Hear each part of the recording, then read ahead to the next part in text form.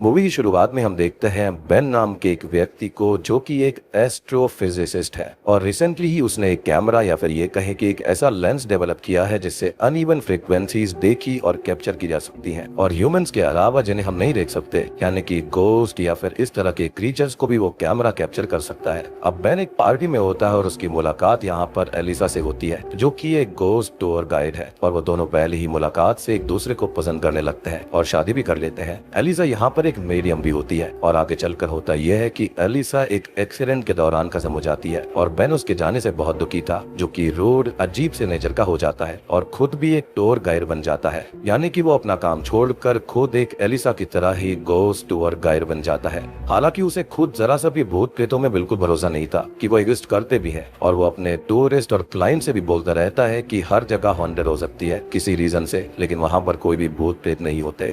तभी हम देखते हैं गैबी को जो कि विडो है और अपने बेटे ट्रेविस के साथ एक बहुत ही ओल्ड मेंशन में रहने आती है। यहाँ पर ट्रेविस को अलग अलग परछाइयां दिखाई देने लगती हैं, अलग अलग भूत हॉन्ट करते हैं और एक नाइट गोस्ट उसका पीछा करने लगता है जिससे कि वो डर कर मेंशन से भाग जाते हैं। लेकिन उनकी कार के अंदर हम एक भूत को उनके साथ जाता हुआ देख पाते हैं और इस मेंशन से एक गोस्ट हंसते हुए ये बोलता है कि उन्हें वापस आना ही होगा और वो जल्दी वापस आ जाएंगे। तभी हम बेन को देख पाते हैं जो कि अपने घर पर था। तभी उससे मिलने फादर कैंट आते हैं और वो उनके लिए डोर ओपन नहीं करता तो वो खुद ही अंदर आ जाता है ताला तोड़कर और अब वो उन्हें भगाने लगता है और वो उससे कहते हैं कि उन्हें उसकी जरूरत है। एक मेंशन के अंदर एक लेडी और एक बच्चा फंसे हुए हैं जहाँ पर वो मेंशन हॉन्टेड है और क्या बेन वहाँ पर जाकर उनकी हेल्प कर सकता है क्योंकि उसके पास तो एक ऐसा कैमरा भी है जिससे कि वो गोस्ट को कैप्चर कर सकता है। लेकिन बेन इसके लिए सीधा मना कर देता है और वो भूतों में खुद भी नहीं मानता। लेकिन कैंट उससे कहता है कि वो फैमिली उसे विजिट करने पर अच्छे पैसे दे रही है और पैसों का सुनकर वो मान जाता है क्योंकि उसे उसकी काफी जरूरत थी। तभी कैंट वहां से चला जाता है और बेन अपना कैमरा तैयार करता है और यहाँ पर उसे अपनी और एलिसा की पिक्चर मिलती है जिसे उसने सबसे पहले कैमरा के बनने के बारे में बताया था और वो थोड़ा इमोशनल हो जाता है। खैर वो मेंशन में पहुंच जाता है और वहां पर वो मिलता है गैबी और ट्रेविस से जो कि असल में उस दिन भाग तो गए थे लेकिन वापस खींचकर यहीं चले आए और कैसे इसके बारे में मैं आपको थोड़ी देर में समझाऊंगा। गैबी अब उसे डोर पर ही रोक देती है और कहती है कि अगर वो चाहे तो अभी भी जा सकता है क्योंकि एक बार इस मेंशन के अंदर आने पर फिर वो यहाँ से नहीं जा पाएगा। लेकिन यहाँ पर वो इसका पूरा मतलब नहीं समझ पाता। ये बात उसे काफी अजीब भी लगती है और वो तो पैसों के लिए यहाँ पर आया था तो अंदर आ जाता है और यहाँ पर गैबी उसे नॉर्मल से काफी ज्यादा पैसे देती है। ऑब्वियस बात है लालच में वो अंदर चला जाता है। खैर वो लोग यहाँ पर बात करने लगता है। गैबी अपने बारे में बताती है और यहाँ के भूतों के बारे में मेंशन करती है कि यहाँ पर ढेर सारे अलग अलग भूत हैं जो कि उन्हें पैरानॉर्मल एक्टिविटीज करके परेशान भी करते हैं और वो घर के बीच में टेंट ला कर रह रहे हैं क्योंकि वहाँ पर वो थोड़ा सा सेफ भी करते हैं। अब बेन को गोस्ट पर यकीन तो नहीं होता तो उसे गैबी की बातों पर जरा सा भी विश्वास नहीं था और वो अपना कैमरा चार्ज करना भी भूल गया था। तो यहाँ पर वो खाली नाटक करने आया था तो वो झूठी पिक्चर्स लेने की एक्टिंग करता है और यहाँ पर वो नाइट गोस्ट उसके पास भी आता है लेकिन अभी कोई मूवमेंट नहीं करता जिससे कि वो क्लियर हो जाता है कि यहाँ पर कोई भी भूत प्रेत नहीं है। वो गैबी से भी कहता है कि यहाँ पर कुछ भी नहीं है और वो ऐसे ही डर रही है और अपने घर चला जाता है। लेकिन शुरुआत में जैसे ही अपने गैबी को इस मेंशन को छोड़ते हुए जाते हुए देखा था तो यहाँ पर भूत ने ये कहा था कि उसे वापस आना होगा। तो हम जानते हैं कि यहाँ पर बेन को भी वापस आना होगा। खैर अब घर पर उसे गोस्ट हॉन्ट करने लगता है और वो अपने कैमरा को चार्ज करके उससे पिक्चर क्लिक करता है तो इस बार उस गोस्ट की शैडो कैप्चर हो जाती है और ये एक मैराइन गोस्ट होता है जिसकी पेंटिंग बेन ने मेंशन के अंदर देखी थी। वो भूत उसे दिन रात हॉन्ट करता है और एक दिन बेन जागता है और पाता है कि उसका रूम सी के बीच में है और अगले ही सीन में उसके घर के अंदर ढेर सारा पानी भर जाता है। वो भूत उसे वापस उसी मेंशन में जाने को बोलता रहता है और अब वो वापस मेंशन आ जाता है जिसका वेट गैबी और ट्रेविस पहले से ही कर रहे थे क्योंकि वो जानते थे कि वो वापस आ ही जाएगा क्योंकि अब वो यहाँ पर मेंशन का हो चुका है जिसे भूत कहीं पर भी जाने नहीं देंगे। और हम समझ पाते हैं कि खुद गैबी और ट्रेविस यहाँ पर कैसे फंसे और बाकी लोग कैसे फंसे। इनफैक्ट फादर कैंट जो कि एक एग्जॉर्सिस्ट है जिसे गैबी ने सबसे पहले यहाँ पर बुलवाया था वो भी यहीं पर फंस कर रह गया था। बेन इनके ऊपर गुस्सा करता है कि उन्होंने उसे सच नहीं बताया और वो उसे काम डाउन करते हैं और बेन उस गोस्ट की फोटो दिखाता है। इस पर कैंट कहता है कि अब उनको पता है कि वो वाकई में गोस्ट है तो वो उससे लड़ सकते हैं लेकिन बेन कहता है कि उन्हें इस मेंशन से भागने या कोई तरीका ढूंढना चाहिए। वो सभी लोग मजबूर थे यहीं पर रहने के लिए और एक बुचर गोस्ट बेन को ऑन करता है जिसे बाकी लोग संभालते हैं। यहाँ का सारा माहौल अपने आप ही बदल जा रहा था। अगले दिन वो सभी लोग डिस्कशन करते हैं कि उन्हें यहाँ से निकलना है, सब कुछ रोकना है तो उन्हें और लोग चाहिए होंगे। पहला कोई हिस्टोरियन जिसे इस मेंशन की हिस्ट्री के बारे में पता होगा और दूसरा कोई मीडियम जो कि यहाँ के भूत प्रेतों से कांटेक्ट करके उनसे बात करे और जान पाए कि आखिर वो चाहते क्या है। क्योंकि सबसे बड़ा राज यही था कि वो लोग यहाँ पर वापस क्यों आ जाते थे, यानी कि गोस्ट उन्हें हॉन्ट क्यों किया करते थे once they leave the mansion. खैर बेन घर के अंदर और बहुत सारे कैमरास लगा देता है जिसके अंदर मिडनाइट के अंदर भूत प्रेत यहाँ वहाँ घूमते हुए कैप्चर होते हैं, जिन्हें देखकर ट्रेविस बोलता है कि शायद वो किसी से डर कर यहाँ वहाँ पर भाग रहे हैं। साथ ही साथ बेन भी ये समझ जाता है कि गोस्ट उन्हें हॉन्ट नहीं करना चाहते बल्कि उन्हें इस मेंशन में रोकना चाहते हैं। अब आगे की कुछ सीन्स के अंदर बेन और केंट बाहर जाता है और एक हिस्टोरियन ब्रूस से मिलते हैं जिसे उस मेंशन के बारे में काफी कुछ पता था, और वो बताता है कि 1788 में ये मेंशन डिस्कवर हुआ था जिसके प्रीवियस ओनर विलियम ग्रेसी थे, जिसकी वाइफ एलेनोर ग्रेसी की एक बीमारी से जान चली जाती है, और तब से ये उस मेंशन के अंदर अजीब चीजें होना शुरू हो गई। अब ब्रूस के पास उस मेंशन का ब्लूप्रिंट तो था ही, तो बेन और केंट उससे वो छीन कर भाग जाते हैं। एज ब्रूस की उम्र काफी ज्यादा थी और उसे हार्ट अटैक कभी भी आ सकता था क्योंकि उसकी ओपन हार्ट सर्जरी अगले ही हफ्ते होने वाली थी, और वो वहाँ पर फंस जाए ये बिल्कुल भी अच्छा नहीं होता। खैर अब ब्लूप्रिंट उनके हाथ में था, थोड़ी बहुत जानकारी भी हाथ में थी, और मीडियम हैरियट भी यहाँ पर आकर फंस जाती है। अब वो लोग ये फिगर आउट करते हैं कि यहाँ पर जब एलेनोर की जान गई थी फिर यहाँ पर कुछ मीडियम्स आए थे और सब लोग बड़ी बेरहमी से मारे गए। कुछ नॉर्मल लोग भी यहाँ पर आकर फंसे और मारे गए। कभी 2 ट्विंस भाइयों ने एक दूसरे को गोली मार दी थी, तो कभी एक वाइफ ने अपने 5 हस्बैंड्स के गले काट दिए और खुद भी मारी गई। खैर तभी उनको एक लेटर मिलता है जो कि विलियम ने उस वक्त की लेजेंडरी मीडियम मैरम लियोटा को लिखा था कि वो सियोन्स रूम में आए, और ये लोग ढूंढते हैं तो उनको सियोन्स रूम भी मिल जाता है जो कि असल में सीक्रेट रूम था। अब वो सभी वहाँ पर जाते हैं और हैरियट विलियम ग्रेसी की स्पिरिट से कांटेक्ट करने लगती है, और विलियम ग्रेसी की स्पिरिट वहाँ भी जाती है और एक पेपर पर ये लिखकर वापस चली जाती है कि उन्हें मैरम लियोटा की स्पिरिट से बात करनी चाहिए। अब हैरियट यहाँ पर मैरम लियोटा की स्पिरिट से कांटेक्ट करने लगती है, लेकिन तभी कोई पावरफुल इविल एंटिटी वहाँ पर आकर सेजन डिस्टर्ब करने लगती है और हैरियट को बाहर फेंक देती है। साथ ही साथ यहाँ पर ब्रूस भी आ गया था, तो उसको भी यहाँ पर हॉन्टिंग्स का सामना करना पड़ता है, और ये जो सीन होता है ना वो काफी फनी वे में होता है, तो काफी इंटरेस्टिंग लगता है देखने में। कर वो सभी लोग खुद को संभालते हैं और बेन हैरियट से एलिसा से कांटेक्ट करने की बात कहता है, यानी कि उसकी स्पिरिट से, और इमोशनल हो जाता है, जिस पर वो कहती है कि वो एलिसा से बात नहीं कर सकते क्योंकि वो यहाँ पर नहीं है, और वो समझाती भी है कि हमारी दुनिया और स्पिरिट्स की दुनिया जिसे बियॉन्ड कहा जाता है दोनों के बीच एक रास्ते है जो कि कॉमन स्पेस की तरह है, और जो स्पिरिट्स वहाँ पर फंसती है वो हमको दिखती है, कांटेक्ट करती है या फिर हॉन्ट भी करती है, लेकिन जो स्पिरिट्स बियॉन्ड में जा चुकी है मीन्स वो पीस तक पहुँच चुकी है। और तभी वो अपने फादर के बारे में एक हादसा भी शेयर करती है जो कि अब पीस में है और वो उन्हें अक्सर फील किया करती थी। तब से ही उसको ऐसा लगा कि वो हमेशा से मीडियम ही बनेगी। उसकी बहनें उसे काफी अजीब भी समझती थी। खैर अब रात को सभी सो रहे होते हैं और बेन की नींद खुलती है जिसे गोस्ट का शैडो दिखाई देता है। तभी उसे एलिसा दिखाई देती है जिससे बात करने के लिए वो उसके पीछे भागता है, लेकिन बहुत सारे भूत और एलिसा उसको हॉन्ट करती है, यानी कि वो एलिसा नहीं थी। तभी उसकी नींद खुल जाती है क्योंकि ये एक भयानक नाइटमेयर था या फिर उससे भी ज्यादा खतरनाक कुछ था। खैर अब वो लोग लियोटा से कांटेक्ट तो नहीं कर पा रहे थे, तो वो उसकी बिलोंगिंग्स ढूंढने लगते हैं और थोड़ी बहुत हॉर्निंग्स के बाद में उन्हें एटिक मिलता है जिसके अंदर बेन जाता है और उसे एक बॉक्स मिलता है जिसे लेकर वो नीचे आने लगता है, लेकिन तभी वो किलर वाइफ गोस्ट उस पर अटैक करने लगती है, जिससे बचते बचाते जैसे तैसे करके वो बॉक्स को लेकर एटिक से नीचे आ जाता है। वो लोग अब उस बॉक्स को देखने लगते हैं जिसके अंदर लकीली उन्हें मैरम लियोटा का सामान मिल जाता है, जिसके अंदर उनकी एक किताब थी और एक क्रिस्टल बॉल भी होता है, और इस क्रिस्टल बॉल के अंदर खुद मैरम लियोटा कैद थी जो कि बताती है यहाँ की असली और सच्ची कहानी।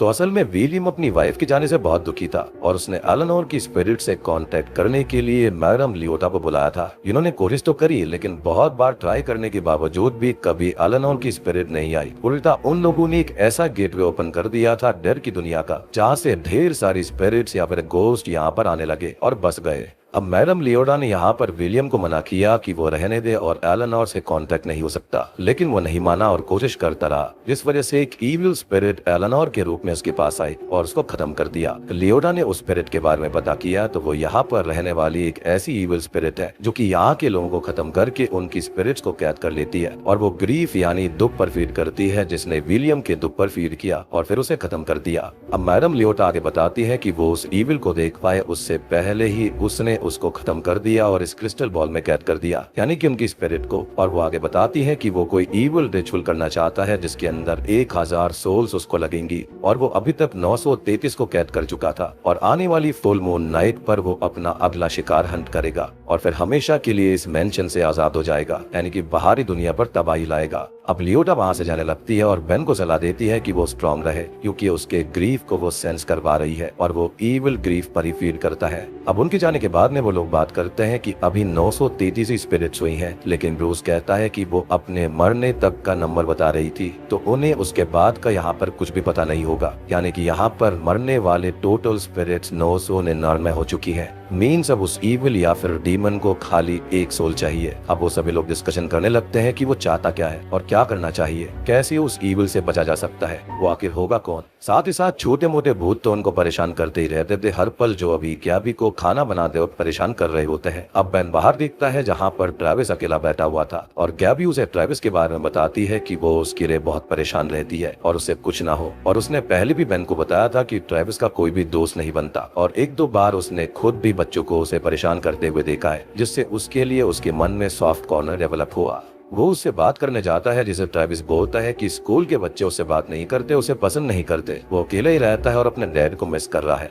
बेन उसे समझाता है, उसके साथ टाइम स्पेंड करता है, हंसी मजाक करता है, जिससे कि उसे काफी अच्छा लगता है और थोड़ा बहुत बेन भी खुश था। खैर अब हैरियट कहती है कि वो एस्ट्रल प्रोजेक्शन करके स्पिरिट वर्ल्ड में जाएगी और वहाँ से उस ईवल डार्क स्पिरिट के बारे में पता लगाने की कोशिश करेगी उन्हीं स्पिरिट से, और वो रिचुअल भी करना शुरू करती है। लेकिन इन सब के बारे में उसे ज्यादा डिटेल में पता नहीं था, उसने खाली ऊपर ऊपर से ये चीजें पढ़ी थी। लेकिन बेन यहाँ पर एस्ट्रल प्रोजेक्शन में घूमने लगता है। अब वो यहाँ पर भूत प्रेत, वो देखता है कि वो यहाँ कैसे रहते हैं और विलियम की स्पिरिट से मिलता है, जो कि उससे कहता है कि वो यहाँ से चला जाए, क्योंकि उस डार्क स्पिरिट को एक ही सोल चाहिए जो वो कैसे भी करके ले लेगा और फिर सब इटर्निटी के लिए यहीं पर फंस कर रह जाएंगे, आजाद नहीं हो पाएंगे। तभी वहाँ पर वो डार्क स्पिरिट आ जाती है जो कि बेन को पकड़ने लगती है, और ये स्पिरिट है इनफेमस हेडबॉक्स गोस्ट, जो कि बेन पर अटैक करता है। लेकिन बेन उससे बचकर भागता है और इसी बीच एक स्पिरिट यहाँ से भागने के लिए उसकी बॉडी पर कंट्रोल कर लेती है। लेकिन हैरियट बेन के लिए रास्ता दिखाने लगती है और वो वापस रियल वर्ल्ड में आ जाता है। वो उसका नाम लेकर उसे वापस बुलाते हैं, और ऐसा ही कॉन्सेप्ट हमने इंसीडियस फिल्म के अंदर भी देखा है।